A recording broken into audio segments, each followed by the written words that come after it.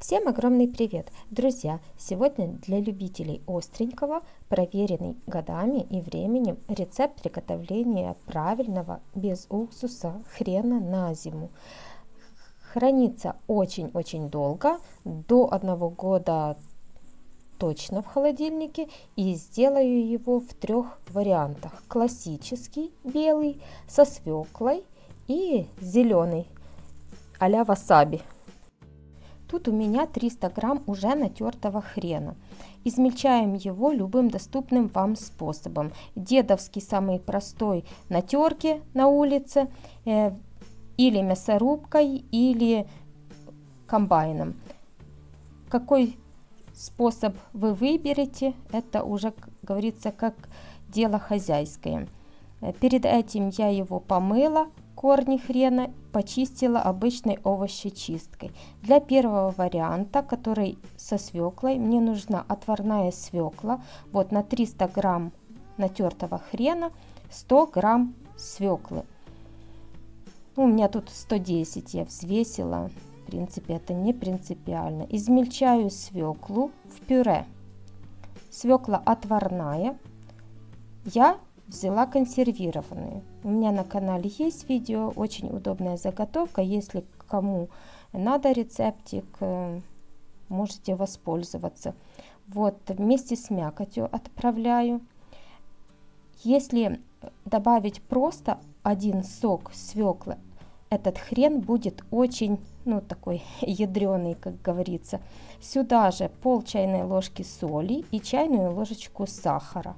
И на 300 грамм хрена я процедила ситочком вот рассол из огурцов таких. Огурцы, которые я закрывала на зиму без добавления уксуса. Просто они, квашеные огурцы.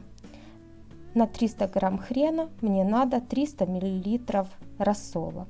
Если нету рассола, тогда уже с добавлением уксуса 300 мл воды, соль, сахар растворили и добавляем уксус. Более подробный рецепт, сколько чего добавлять, чем заменить, я оставлю в описании под видео в инфобоксе. Сюда я добавила рассола.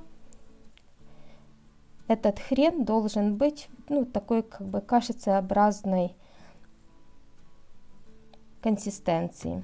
Мне немного рассола сюда не хватило, поэтому я немножечко добавила из консервированной свеклы. Если у вас хрен получился очень острый, добавьте еще натертой свеклы. Если добавлять один сок, то он будет очень такой сильный и его тяжело кушать потом. Теперь обычный классический вариант, и будем добавлять еще зелень. Сюда добавляю сок 1 лимона. Выдавливаю вместе с мякотью. Этот классический вариант хрена, который белого цвета получается, он более такой крепкий.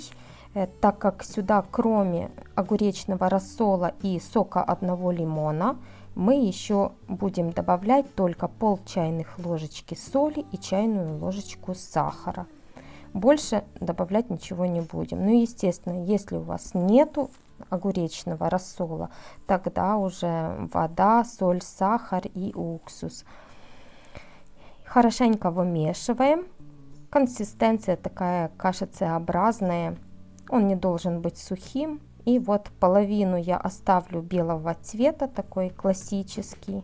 К нему опять-таки можно в любой момент добавлять различные добавки. Как вот в этом случае я добавляю просто, у меня есть уже готовая зелень перемолотая. Это укроп, смесь укропной пасты и пасты с петрушкой, там с добавлением и цедры лимона. У меня на канале тоже есть видео, кому интересно, посмотрите. Вверху будет подсказка, и в описании под видео оставлю ссылку. И вот если добавить еще, кстати, можно и чесночные стрелки или свежие зеленые листья хрена тоже измельчить, очень вкусно. Вот с чесночными стрелками, кто замораживает или летом есть свежие, очень хорошая, интересная тоже как вариант добавка. Друзья, если вам было интересно мое видео, не забывайте оставлять свои комментарии, лайки, ну и, конечно же, подписывайтесь, кто не подписался. Если хотите быть в курсе моих новых видео, нажимайте на колокольчик. Ну а я с вами на этом прощаюсь. С вами была Виктория. Пока-пока.